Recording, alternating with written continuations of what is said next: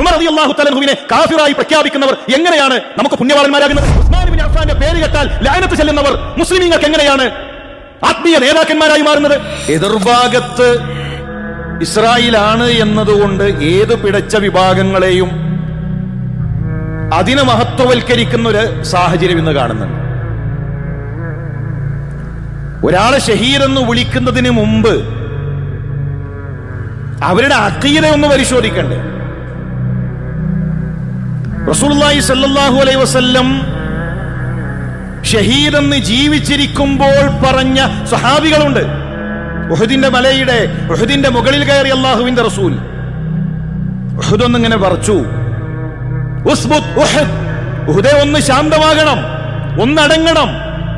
നിന്റെ മുകളിലുള്ളതൊന്ന് നബിയാണ്, 2 സിദ്ദീഖാണ്, 2 ഷഹീദുകളാണ്. ആരാണ് ആ ഷഹീദ്? ഉമർ ഇബ്നുൽ ഖത്താബ്, ഉസ്മാൻ ഇബ്നു അഫ്ഫാൻ. ഇസ്ലാമിക ചരിത്രത്തിലെ മഹാന്മാരായ ഖലീഫകൾ. റസൂലുള്ളാഹി ജീവിച്ചിരിക്കുമ്പോൾ ഷഹീദ് എന്ന് പറഞ്ഞ ഉമർ റളിയല്ലാഹു തആല അൻഹുവിനെ കാഫിറായി പ്രഖ്യാപിക്കുന്നവർ എങ്ങനെയാണ് നമുക്ക് പുണ്യവാളന്മാരാകുന്നത്? ഉസ്മാൻ ഇബ്നു അഫ്ഫാന്റെ പേര് കേട്ടാൽ ലഅനത്ത് ചെല്ലുന്നവർ മുസ്ലിമീങ്ങൾക്ക് എങ്ങനെയാണ് ആത്മീയ നേതാക്കന്മാരായി മാറുന്നത്? വളരെ ഗൗരവത്തിൽ ആലോചിക്കേണ്ട വിഷയമാണ്.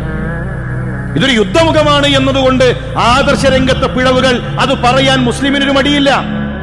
അത് ഏത് ഘട്ടത്തിലും ആദർശ രംഗത്തെ പിഴവുകൾ അത് ആ രൂപത്തിൽ തന്നെ പറഞ്ഞു മനസ്സിലാക്കാൻ സാധിക്കണം. ഷിയായിസം ഇസ്ലാമിക വിശ്വാസവുമായി ഒരു ബന്ധവുമില്ലാത്തതാണ്. ആ ഷിയായിസത്തെ ഒരു കാരണവശാലും അതുമായി സഹകരിക്കാനോ അതിനെ മഹത്വവൽക്കരിക്കാനോ ഒരു നാവ് കൊണ്ടെങ്കിലും ഒരു പേന കൊണ്ടെങ്കിലും ഒരു പേജ് കൊണ്ടെങ്കിലും അതിനുവേണ്ടി അനുകൂലമായി സംസാരിക്കാൻ മുസ്ലിമിനെ സംബന്ധിച്ചിടത്തോളം സാധ്യമല്ല.